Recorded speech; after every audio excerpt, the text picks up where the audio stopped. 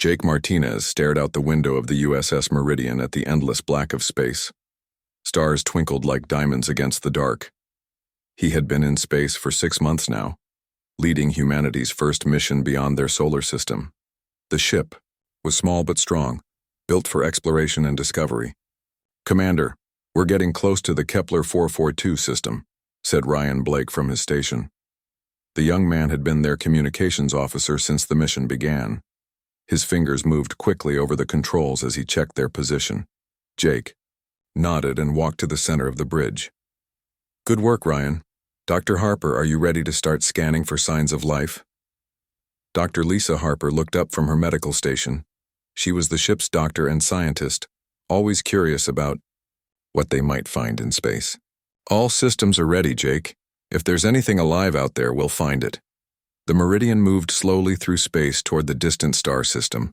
Jake felt excited but also worried. They were farther from Earth than any human had ever been. If something went wrong, help was years away. "Commander, I'm picking up something strange," Ryan said suddenly.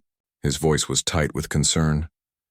"There's a large object near the fourth planet. It's not moving." Jake moved to Ryan's station and looked at the screen. A green dot showed their ship, and a much larger red dot sat still near a giant planet. "How big is it?" "About 10 times our size, sir. It looks like a ship, but the design is nothing like ours." Dr. Harper joined them, her eyes wide with excitement. "An alien ship? This is what we came here to find." Jake felt his heart beat faster. First contact with an alien race was every explorer's dream and nightmare. "Can you tell if anyone is alive on board?" Ryan worked at his controls for several minutes. "I'm detecting some power readings, but they're very weak. Whatever that ship is, it's in trouble." Jake made his decision quickly. "Set course for the alien ship. We're going to help if we can." "Sir, are you sure that's wise?" Dr. Harper asked. "We don't know anything about these aliens. They could be dangerous. They could also be dying," Jake replied. "If we were lost in space, I'd hope someone would help us." The Meridian changed direction and moved toward the alien vessel. As they got closer, Jake could see it was unlike anything humans had ever built. The ship was long and sharp, like a sword made of dark metal. Strange symbols covered its hull, and parts of it seemed damaged. "I'm getting life signs," Dr. Harper reported. "Weak ones, but definitely alive. There are maybe 20 beings on board." "Any response to our signals?" Jake asked Ryan. "Nothing on our normal channels, but I'm detecting some kind of transmission. It's not a language I recognize, but it sounds urgent." Jake thought for a moment. The smart thing would be to observe from a distance and report back to Earth. But if these aliens were dying, waiting for orders would take too long. "Prepare the shuttle," he said. "We're going aboard." Dr. Harper grabbed his arm. "Jake, this could be a trap. We don't know anything about these beings." "Then we'll learn," Jake said firmly. "But I won't let someone die when I might be able to help." 20 minutes later, Jake and Dr. Harper floated in their shuttle toward the alien ship. Ryan stayed on the Meridian to monitor their mission and be ready to escape if needed. The alien ship was even more impressive up close. It was covered in armor that looked like it had been through many battles. Scorch marks and holes showed where weapons had hit it. "There," Dr. Harper pointed to an opening in the ship's side. "That looks like it might be a docking bay." Jake guided the shuttle into the opening. Strange lights came on automatically, and the bay sealed itself. Air rushed in around them. "The atmosphere is breathable," Dr. Harper said, checking her instruments. "Similar to Earth, but with more nitrogen." They put on their helmets anyway and stepped out of the shuttle. The docking bay was huge, built for beings much larger than humans. Everything was made of the same dark metal as the ship's hull. A sound echoed through the bay like metal scraping against stone. Jake and Dr. Harper turned to see a door opening. A massive figure stepped through. The alien was nearly 8 feet, tall and covered in what looked like natural armor. Its skin was deep blue-gray, and its face was fierce with sharp teeth and glowing yellow eyes. But Jake could see it was hurt. Dark liquid that must be blood dripped from several wounds. The alien spoke in a deep, growling voice. Jake couldn't understand the words, but the tone was clear. It was asking for help. Dr. Harper stepped forward slowly, Her hands raised to show she meant no harm. She pointed to her medical bag and then to the alien's wounds. The creature looked at her for a long moment, then nodded. More aliens appeared, all of them warriors by their look. They were hurt too, but not as badly as their leader. They watched as Dr. Harper examined the first alien. "Jake," she whispered. "This one is dying. The wounds are infected and he's lost too much blood. Without help, he has maybe an hour left." The alien leader seemed to understand her tone. He spoke to his followers, and one of them stepped forward. This one was smaller, but still much larger than the humans. It spoke in broken English. "You help War Prime Zexthal?" it asked. Jake was amazed. They knew human language, at least some of it. "We want to help," Jake said clearly, "but we need to understand what happened." The alien who spoke English looked at the others, then back at Jake. "Battle, enemy ships, War Prime wounded, ship damaged, we drift." Dr. Harper was still examining Zexthal, the alien leader. "Jake, I think I can help him, but it's going to be dangerous. His blood is similar to ours, but not exactly the same. I might be able to give him a transfusion, but I don't know what it would do to the donor." "Use my blood," Jake said without hesitation. "Jake, no. We don't know what alien blood could do to you. It could kill you." Jake looked at the dying alien warrior, then at his followers who watched with hope in their strange eyes. These beings had fought bravely and were now lost and dying far from home. He thought about what humans would want aliens to do if the situation were reversed. "Do it," he said firmly. "If our positions were switched, I'd hope they would take the same risk for me." Dr. Harper stared at him. "This is crazy, Jake. You could die." "So could he," Jake replied. "And if we let him die when we might have saved him, how could we ever ask his people to be our friends?" The alien who spoke English had been listening. He turned to Zexthal and spoke quickly in their language. The War Prime's glowing eyes focused on Jake with new intensity. He said something that sounded like a question. He asks, "Why you risk life? For stranger," the translator said. Jake looked directly into the alien leader's fierce eyes. "Because it's the right thing to do." Zexthal stared at him for a long moment, then nodded slowly. He spoke again. He says, "You have warrior's heart in small body," the translator reported. "He accepts your gift." Dr. Harper sighed. "All right, but we do this carefully. Any sign of trouble, and we stop immediately." As she prepared her equipment, Jake wondered what he was getting himself into. But looking at the dying alien warrior, he knew he had made the right choice. This moment would change everything between humans and these alien warriors, though he had no idea just how much it would change his own life forever. Dr. Harper worked quickly to set up her medical equipment in the alien ship's medical bay. The room was strange and dark, filled with machines she didn't recognize. Alien medical devices hummed and beeped around them, but she focused on what she could understand. Jake lay on a metal table next to War Prime Zexthal. The alien leader was unconscious now, his breathing shallow and weak. His blue-gray skin had turned pale, and dark blood still seeped from his wounds. "I've never done anything like this before," Dr. Harper admitted as she inserted a needle into Jake's arm. "Human blood and alien blood mixing together. We have no idea what could happen." Jake watched the red tube that would carry his blood to the dying warrior. "Someone has to be first, Lisa. If this works, it could save his life and create peace between our peoples." The alien who spoke English stood nearby. He had told them his name was Crayon and he was second in command. His yellow eyes watched every move Dr. Harper made. "Your people," Crayon said slowly. "Very small, very weak, but very brave." "Sometimes being small means you have to be brave," Jake replied. Dr. Harper checked her equipment one more time. "Jake, I'm going to start the transfusion now. Tell me immediately if you feel anything strange. Pain, dizziness, anything at all." "I'm ready," Jake said. She opened the valve and Jake's bright red blood began flowing through the tube toward Zexthal. At first nothing happened. Then the alien leader's breathing seemed to get a little stronger. It's working, Dr. Harper whispered. His vital signs are improving. Jake felt fine at first, just the normal weakness that came with giving blood. But after 10 minutes, something changed. A burning sensation started in his chest and spread through his body. "Lisa," he said through gritted teeth. "Something's happening." The burning got worse. It felt like fire was running through his veins instead of blood. Jake gripped the sides of the table and tried not to cry out. "Should I stop?" Dr. Harper asked, her hand on the control valve. "No," Jake gasped. "Keep going. He needs this." Kriavon moved closer, his face showing concern. "Human in pain. Maybe stop now." "I can handle it," Jake said, though sweat poured down his face. The burning sensation reached its peak and then slowly began to fade. But something else was happening. Jake could feel his heart beating stronger than ever before.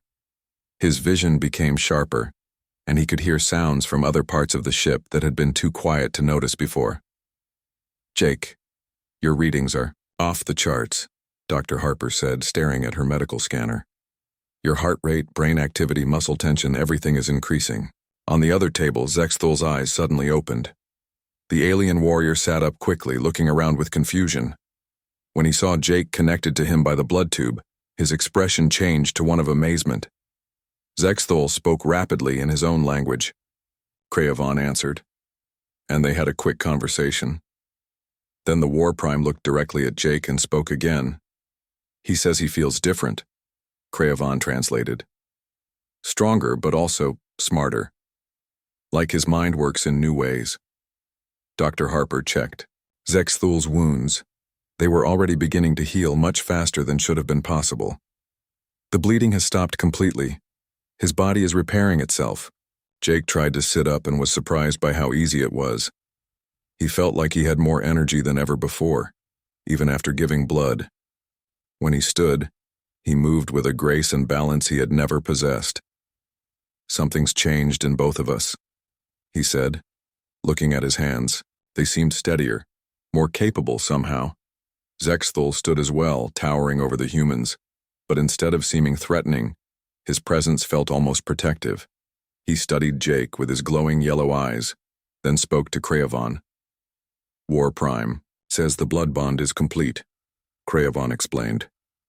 "In our history, this has never happened with another species. Your blood and his blood have mixed and changed you both." "Changed how?" Dr. Harper asked, running her scanner over both Jake and Zexthol. "Jake," she said, her voice filled with wonder, "your muscle density has increased by 30%. Your reflexes are twice as fast as they were an hour ago. And your brain activity shows patterns I've never seen in humans." She turned the scanner toward Zexthol and got similar readings. "He's changed too. His brain shows new neural pathways, like he's gained new ways of thinking." Zexthol walked to a wall panel and pressed several buttons. A holographic display appeared, showing star maps and tactical information. He studied it for a moment, then made several quick calculations that seemed to surprise even him. "War Prime says he understands human mathematics now," Kriavon reported. "He can see battle strategies in ways he never could before." Jake felt drawn to the display. When he looked at it, he somehow understood the alien symbols and could read the tactical situation they showed. "There are enemy ships 3 systems away," he said, though he had no idea how he knew this. Everyone stared at him. Kriavon spoke quickly to Zexthol, who nodded and replied. "How you know this?" Kriavon asked Jake. "I don't know," Jake admitted. "I just looked at the display and understood it." Dr. Harper was taking readings frantically. "This is incredible. The blood exchange didn't just save Zexthol's life. It's created some kind of biological link between you two. You're sharing abilities." Zexthol approached Jake and placed a massive hand on his shoulder. The touch felt warm and somehow familiar, like shaking hands with an old friend. The alien warrior spoke in a deep, serious tone. "He says you are now blood brothers," Kriavon translated. "In Vorthak culture, this is the highest honor. You have saved his life and joined your spirits. Together." "Vorthak?" Jake asked. "Our people," Kriavon explained. The Vorthak Empire controls many star systems. We are warriors, but also explorers and builders. Jake could feel something else changing. When he looked at Zexthul, he could sense the alien's emotions. Pride, gratitude, and something like affection flowed between them. I can feel what he's feeling, Jake said in amazement.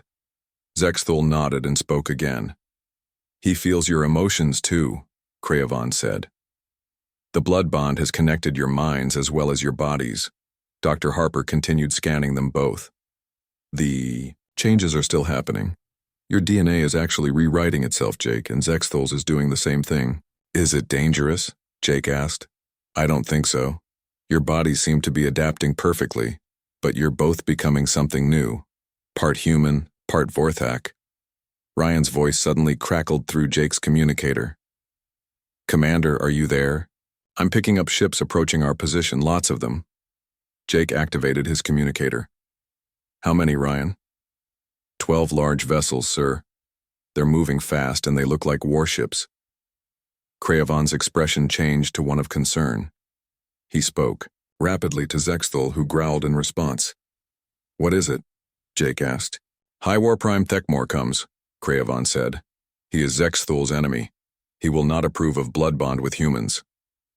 Zexthul stood straighter, his warrior instincts taking over, but Jake could feel through their new connection that the alien leader was also thinking in new ways, considering strategies and possibilities he had never imagined before.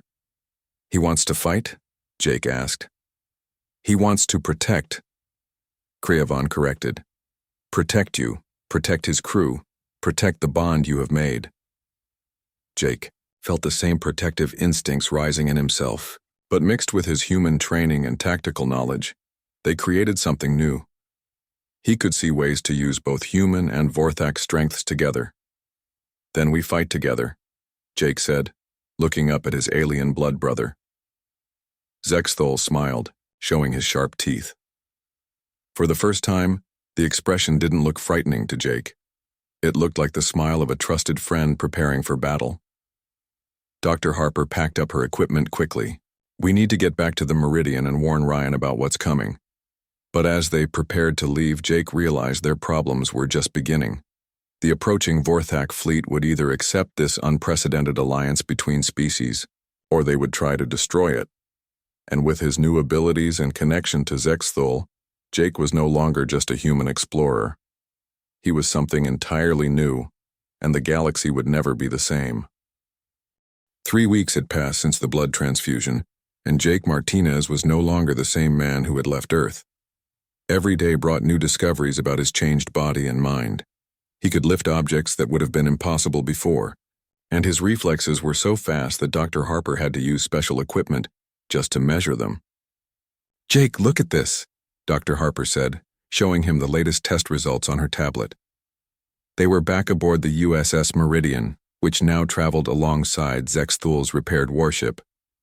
Your muscle fibers have completely restructured themselves. You're 3 times stronger than any human should be. Jake nodded, flexing his hand and watching the muscles move with new power. It's not just strength, Lisa. I can see things differently now.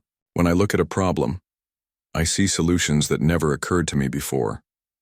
Through the viewing port, Jake could see Zexthul's ship keeping pace with theirs. The alien vessel had been fully repaired by its crew, and now the 2 ships traveled, together like old friends. But Jake knew this peaceful time was about to end. Commander, Ryan Blake called from his station. Zexthul is requesting to come aboard. He says it's important. Send him over, Jake replied. 10 minutes later, the War Prime ducked through the doorway of the Meridian's main corridor. Even after 3 weeks, his massive size still impressed the human crew. But Jake no longer felt intimidated. Through their blood bond, he could sense Zexthul's emotions and intentions. Blood brother, Zexthul said in his deep voice. He had been learning English quickly, though he still spoke with a heavy accent. Time has come for the testing. Jake knew what he meant. In Vorthak culture, warriors who claimed to be blood brothers had to prove their bond through ritual combat. It wasn't meant to hurt or kill, but to test the strength of their connection. I'm ready, Jake said, though he wondered if that was true. Dr. Harper stepped forward. Jake, you don't have to do this. We don't fully understand what the blood bond has done to you. That's exactly why I need to do it, Jake replied. We need to know what we're capable of. Zexthul led them to his ship's training arena, a large room with soft floors and walls designed to absorb impact. Several Vorthak warriors gathered to watch, including Crayon, who would serve as the official witness. This is sacred ritual, Crayon explained to the humans. Blood brothers must fight to show their bond is true, but they must also show they can work together. Jake removed his shirt and stretched his muscles. His body felt different now, more compact and powerful. Zexthul removed his armor, revealing his natural blue-gray skin marked with old battle scars. Remember, Zexthul said, dropping into a fighting stance, we are not enemies. We are brothers testing our strength. Jake nodded and moved into position. As soon as the ritual began, Zexthul attacked with a speed that would have been impossible for the alien warrior 3 weeks ago. But Jake was ready. His enhanced reflexes allowed him to dodge the first strike and counter with a punch that actually made the massive alien step back. Impressive, Zexthul growled, his yellow eyes gleaming with approval. They circled each other, and Jake realized something amazing was happening. He could anticipate Zexthul's moves before the alien made them. It was like fighting someone whose thoughts he could read. Zexthul seemed to be experiencing the same thing. When Jake tried a complex combination of strikes, the War Prime defended against moves that Jake hadn't even made yet. They're sharing combat knowledge, Dr. Harper whispered to Ryan. Jake is using Vorthak fighting techniques he never learned, and Zexthul is adapting human strategies. The fight continued for 20 minutes, with neither warrior able to gain a clear advantage. Jake's human flexibility and speed matched Zexthul's alien strength and endurance. More importantly, they began to fight not against each other but with each other, like two parts of the same warrior. Finally, they stopped and stood facing each other, both breathing heavily but neither defeated. The bond is true, Crayon announced. They fight as one warrior in two bodies. Zexthul placed his hand on Jake's shoulder. Blood brother, he said with deep respect. You have warrior's heart and warrior's skill. My people will honor you. Jake felt pride and affection flowing through their mental connection, but he also sensed something else. Worry. What's wrong? He asked. Zexthul's expression grew serious. The fleet that approaches is led by High War Prime Thekmor. He has always opposed my leadership. He will see our bond as weakness, not strength. Why? Jake asked. Crayon answered. Thekmor believes Vorthak should remain pure. He thinks mixing with other species makes us weak. He has many followers who agree with him. Dr. Harper, who had been monitoring the ritual, approached with her scanner. Jake, the fighting has accelerated the changes in your body. Your cellular structure is stabilizing, but at levels far beyond normal human ranges. What does that mean? Jake asked. It means the transformation is becoming permanent. You're not just temporarily enhanced anymore. You're becoming something new. That evening, Jake stood on the bridge of his ship, looking out at the stars. Through his bond with Zexthul, he could feel the aliens' presence even though they were on different ships. The War Prime was meditating, preparing for the coming confrontation with his rival. Ryan approached with a worried expression. Commander, I've been monitoring communications from the approaching fleet. They're not just coming to check on Zexthul, they're coming to arrest him. For what? As near as I can translate, they're calling him a traitor. They say he's contaminated, himself with alien influence. Jake felt anger rising in his chest, and through the bond, he sensed Zexthul feeling the same emotion. Their connection was growing stronger every day. How long until they arrive? Jake asked. 18 hours, Ryan replied. Jake activated his communicator. Zexthul, we need to talk. I come to you, the alien's voice responded. When Zexthul arrived, Jake could see the weight of leadership on his friend's shoulders. The War Prime had been forced to choose between his loyalty to his people and his bond with humanity. He had chosen the bond, and now he would face the consequences. Thekmor will demand combat, Zexthul explained.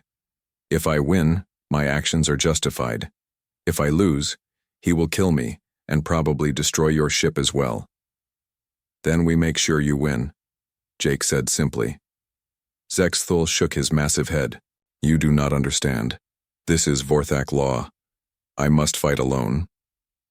But you won't be alone, Jake replied. We're blood brothers. I'll be with you, even if I can't physically fight beside you. Dr. Harper had been listening quietly. Now she spoke. Up. Jake, I've been studying the blood bond for weeks. The connection between you two is unlike anything in medical literature. You share not just physical abilities, but mental ones too. What are you suggesting? Jake asked. I think you might be able to share more than emotions and reflexes. You might be able to share thoughts, memories, even skills. If Zexthul fights Thekmor, you could be fighting too, through the bond. Zexthul's eyes widened. Is this possible? There's only one way to find out, Jake said. We need to test the limits of what we can do together. The next few hours were spent in intensive training. Jake and Zexthul practiced coordinating their movements while separated by distance. They discovered that when they concentrated, Jake could see through Zexthul's eyes and the alien could access Jake's memories and tactical knowledge. This is incredible, Dr. Harper observed. You're functioning as a single intelligence distributed across two bodies. As the enemy fleet drew closer, Jake felt a strange calm settling over him. 3 weeks ago, he had been a simple ship commander on an exploration mission. Now he was something unique in the galaxy, a human-alien hybrid connected to a warrior from across the stars. Whatever happens tomorrow, Jake told Zexthul, we face it together. The war prime nodded, his fierce face showing determination. Together, blood brother, one warrior, one mind, one purpose. Through their bond, Jake could feel Zexthul's absolute confidence in their partnership, but he could also sense the aliens' concern for the humans under Jake's command. The coming battle would determine not just their own fates but the future of human-Vorthak relations. As Jake prepared for sleep, he wondered what his crew back on Earth would think if they could see him now. He was no longer entirely human, but he had never felt more connected to what it meant to be human, the willingness to sacrifice for others, to form bonds across impossible differences, and to fight for what was right. Tomorrow would test everything they had become together. The Vorthak fleet appeared on the horizon like dark storm clouds. 12 massive warships moved in perfect formation, their hulls black against the starfield. Each ship was 3 times larger than the USS Meridian and bristled with weapons that could destroy a planet. Jake stood on his bridge watching the approaching fleet through the viewing port. Even from this distance, he could feel the hostile intentions of the crews aboard those ships. Through his bond with Zexthul, he sensed his blood brother's mixed emotions, sadness at facing his own people in battle, but determination to protect his human friends. They're hailing us, Ryan reported from his communication station. His voice was tight with fear. Put them through, Jake ordered. The main screen flickered to life, showing the bridge of the lead warship. A massive Vorthak warrior filled the screen, even larger than Zexthul. His armor was decorated with symbols of high rank, and his yellow eyes burned with anger. This had to be High War Prime Thekmor. I am Thekmor, Supreme Commander of the Vorthak Third Fleet, the alien announced in heavily accented English. You harbor a traitor and contaminated warrior. Surrender Zexthul immediately or face destruction. Jake stepped forward, feeling Zexthul's presence strengthening in his mind. I am Commander Jake Martinez of the human vessel Meridian. Zexthul is my blood brother and ally. We will not surrender him. Thekmor's face twisted with disgust. Blood brother? You are not Vorthak. You are a weak alien who has poisoned one of our greatest warriors. This abomination ends now. The only abomination here is your hatred, Jake replied, surprising himself with his boldness. Through the bond, he could feel Zexthul's approval and strength flowing into him. Thekmor leaned closer to his screen. Small human thinks he can speak to Vorthak High War Prime as equal? You will learn respect before you die. The communication ended, and the fleet began to move into attack formation. Jake turned to his crew. seeing fear but also determination in their faces. "Ryan, get me Zexthal immediately," Jake ordered. The War Prime's image appeared on a smaller screen. His bridge was busy with activity as his crew prepared for battle. "Blood brother," Zexthal said, "Thekmor demands single combat. By our law, I must accept. If I refuse, he can destroy both our ships without honor penalty." "When?" Jake asked. "1 hour. On neutral ground, the asteroid field near the gas giant." Dr. Harper approached Jake with her medical scanner. "Your readings are off the charts again. The stress of the situation is activating the bond more strongly than ever." Jake could feel it too. His connection with Zexthal was so strong now that he could see both his own bridge and the alien's bridge simultaneously. It was like having 2 sets of eyes and 2 brains working together. "Lisa, I need you to monitor the bond during the fight," Jake said. "If something goes wrong, you might be our only hope." The next hour passed quickly. Both ships moved to the asteroid field, followed by Thekmor's fleet. The other Vorthak ships formed a circle around a clear area of space where the combat would take place. Jake and his crew transferred to Zexthal's ship to witness the battle. The combat would happen in space with both warriors wearing armor that would let them survive in the vacuum. "Remember," Zexthal told Jake as he put on his battle armor, "we are connected. What I feel, you feel. What you know, I know. We fight as one." Jake nodded, though he was worried. Thekmor was larger than Zexthal and had never been injured in battle. His reputation as a warrior was legendary even among the Vorthak. The 2 War Primes met in space between the ships. Jake watched from the observation deck, his hands pressed against the window. Dr. Harper stood beside him with her scanner, monitoring the blood bond. "Zexthal, son of Gextar," Thekmor's voice boomed over the communication system. "You are accused of contaminating yourself with alien blood and betraying Vorthak purity. How do you answer?" "I answer that I have found strength in unity," Zexthal replied. "The human Jake Martinez risked his life to save mine. Our bond makes us both stronger, not weaker." "Then you die as traitor," Thekmor snarled. The battle began with explosive violence. Thekmor attacked with the fury of a storm, his massive fists and feet striking with enough force to crack asteroids. But Zexthal was different now. He moved, with a grace and speed that surprised everyone watching. Jake felt every blow as if he were receiving them himself. When Thekmor's fist connected with Zexthal's chest, Jake gasped in pain. But he also felt his own tactical knowledge flowing to his blood brother, helping Zexthal see openings and opportunities that pure warrior instinct might miss. "Jake, your brain activity is incredible," Dr. Harper whispered. "You're not just watching the fight, you're participating in it." She was right. Jake could feel himself moving with Zexthal, dodging and striking through their mental connection. When Thekmor tried a complex grappling move, Jake's human flexibility helped Zexthal escape in a way that shocked the High War Prime. "Impossible," Thekmor growled. "You move like alien, not Vorthak." "I move like both," Zexthal replied, and Jake felt the truth of those words. The fight continued for what felt like hours but was probably only minutes. Thekmor was stronger and more experienced, but Zexthal had advantages the High War Prime didn't understand. Jake's strategic thinking combined with Vorthak warrior instincts created a fighting style that was entirely new. Through the bond, Jake could feel Zexthal's energy starting to fade. Thekmor was wearing him down with brute force. But Jake also sensed something else. Thekmor was getting frustrated. The High War Prime had expected an easy victory against a contaminated warrior, but instead he faced an opponent who seemed to anticipate his every move. "Now," Jake whispered, somehow knowing that Zexthal would hear him across space and through their bond. Zexthal feinted left, then spun right in a move that was pure human martial arts. Thekmor, expecting traditional Vorthak combat, left himself open. Zexthal's fist connected with the High War Prime's head, sending the larger warrior spinning through space. Thekmor recovered quickly and attacked again, but now he was angry instead of controlled.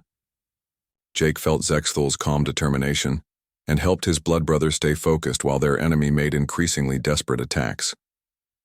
The end came suddenly.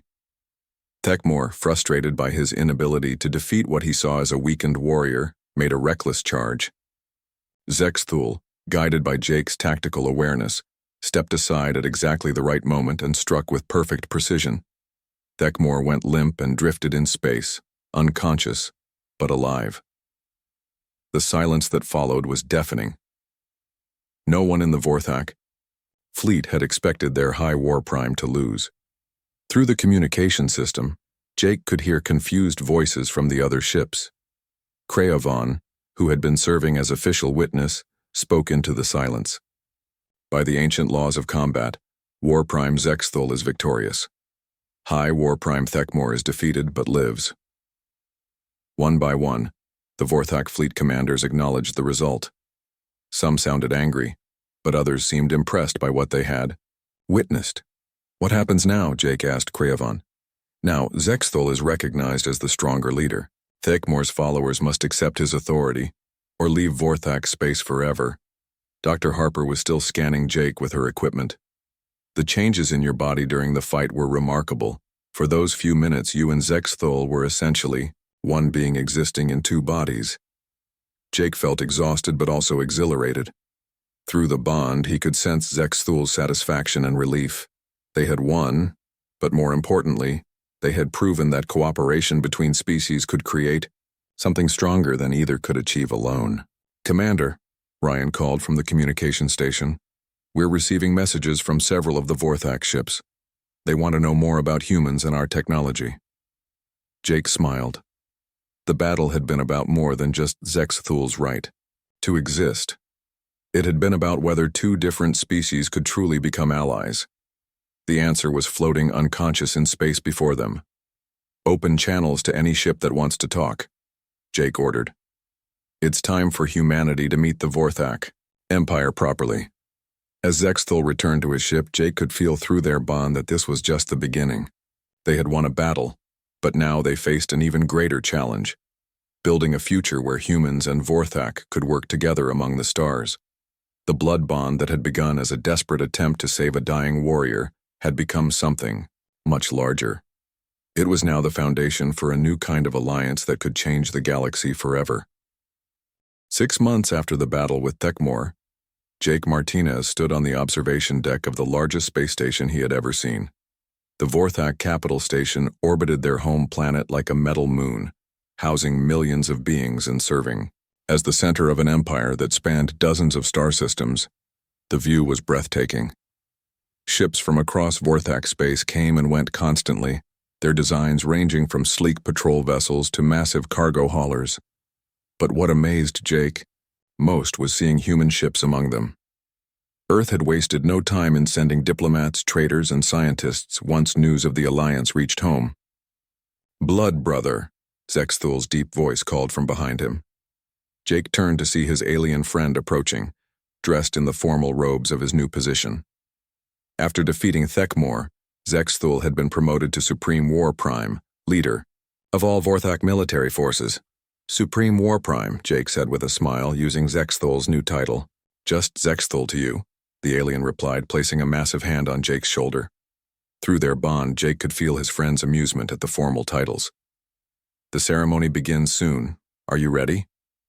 Jake nodded, though he still felt overwhelmed by what was about to happen. Today, he would be formally adopted into Vorthak nobility and named as the first human ambassador to the Empire. It was an honor beyond anything he had imagined when he volunteered to give his blood to a dying alien warrior. They walked together through the station's corridors, past groups of Vorthak citizens who stopped to stare. Most looked curious rather than hostile, though Jake knew some still disapproved of the alliance between species. "How are the other humans adapting?" Zexthul asked as they walked. "Better than I expected," Jake replied. "Dr. Harper has been working with your medical teams to understand the blood bond. Ryan has become quite popular with your communications officers. They're fascinated by human technology." They entered a vast ceremonial hall filled with thousands of Vorthak nobles and military leaders. At the center stood the Empress, a regal female Vorthak whose presence commanded absolute respect. Jake had met her once before, shortly after arriving at the capital. She was ancient, wise, and had been intrigued by the unprecedented bond between human and Vorthak. "Jake Martinez of Earth," the Empress announced, her voice carrying easily through the hall. Approached the throne. Jake walked forward, feeling every eye in the room watching him. Through his bond with Zexthul, he drew strength and confidence from his blood brother's presence. "Kneel," the Empress commanded. Jake dropped to one knee before the massive throne. The Empress stood and descended the steps until she towered over him. "You risked your life to save one of our greatest warriors," she said, her voice formal but not unkind. "In doing so, you created something new in our history. A bond between species that has proven beneficial to both our peoples." She placed a jeweled collar around Jake's neck, the symbol of Vorthak nobility. "I name you Jake Martinez, blood brother to Supreme War Prime Zexthul, noble of the first rank and ambassador of Earth to the Vorthak Empire." The hall erupted in cheers from most of the assembled crowd. A few remained silent, but Jake noticed that even they showed respectful attention to the ceremony. "Rise, ambassador," the Empress said with what Jake had learned was a Vorthak smile. As Jake stood, he felt the weight of his new responsibilities settling on his shoulders. He was no longer just a ship commander on an exploration mission. He was now a bridge between two civilizations. After the ceremony, Jake found himself in a private meeting with the Empress and her council. The room was smaller but no less impressive, with holographic displays showing the current state of Vorthak territory. "Ambassador," the Empress began, "your people have proven to be valuable allies. Your technology complements ours in unexpected ways." One of the council members, an elderly Vorthak named Coldrath, activated a display showing trade routes and resource exchanges. "Human medical knowledge has already saved thousands of Vorthak lives. Your agricultural techniques have increased food production on 12 worlds. And Vorthak engineering has revolutionized human space travel," Jake replied. "The ship's Earth is building now with your help. Will let us explore the galaxy faster than we ever dreamed." The Empress nodded approvingly. "But there are greater challenges ahead. The Zephyrian Collective has been watching our alliance with interest. They may see us as a threat to their expansion plans." Jake had heard of the Zephyrians, a machine-based civilization that had been enemies of the Vorthak for centuries. "What do you need from humanity?" "Your tactical thinking has proven valuable," another council member said. "The way you and Zexthul fought as one gave us new ideas about warfare and strategy. We want to establish a joint military academy," the Empress explained. "Human and Vorthak officers training together, learning from each other's strengths." Jake felt excitement building. This was exactly the kind of cooperation that could benefit both species. "Earth will be very interested in this proposal," the Yao meeting continued for hours, covering everything from trade agreements to cultural exchange programs. By the time it ended, Jake's head was spinning with new possibilities and responsibilities. Later that evening, Jake stood in his new quarters, aboard the station. The rooms were huge by human standards, designed for Vorthak physiology, but they had been modified for his comfort. Through the window, he could see Earth ships docking with Vorthak vessels, their crews working together like old friends. Dr. Harper entered, carrying her ever-present medical scanner. "Jake, I wanted to show you the latest test results. The changes in your body have completely stabilized. You're not just enhanced anymore. You've evolved into something new." "What do you mean?" Jake asked. "Your DNA has permanently incorporated Vorthak genetic material. Your children, if you have any, will carry these traits. You're not just the first human Vorthak hybrid. You're the first of a new subspecies." Jake absorbed this information quietly. He had known the blood bond had changed him, but the idea that these changes were permanent and heritable was both exciting and overwhelming. "There's more," Dr. Harper continued. "I've been studying other humans who have spent time working closely with Vorthak. They're showing similar but much smaller changes. It seems prolonged contact with Vorthak technology and environment triggers minor genetic adaptations." "Are you saying humans and Vorthak are naturally compatible?" Jake asked. "More than compatible. I think we're meant to work together. Our species complement each other perfectly. Human creativity and adaptability, combined with Vorthak's strength and honor, creates something greater than either could achieve alone. A communication tone sounded, and Zexthul's image appeared on the wall screen.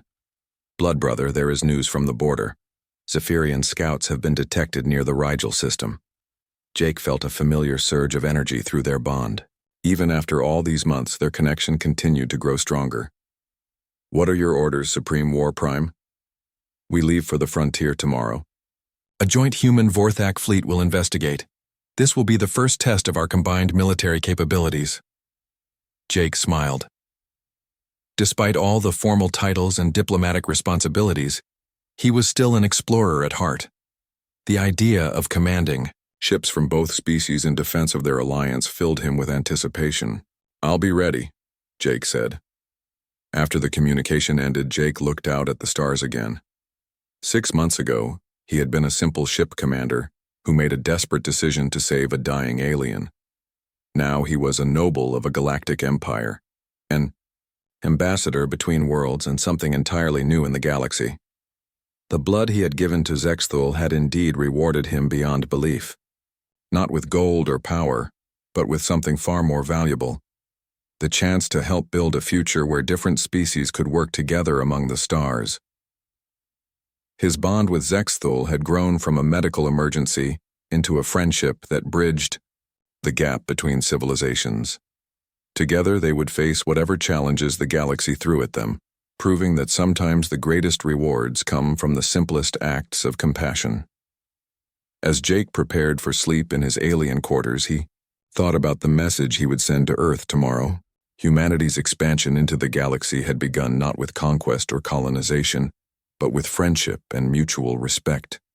The future was brighter than any human had ever dared to imagine, and it had all started with one man's willingness to give his blood to save a stranger among the stars.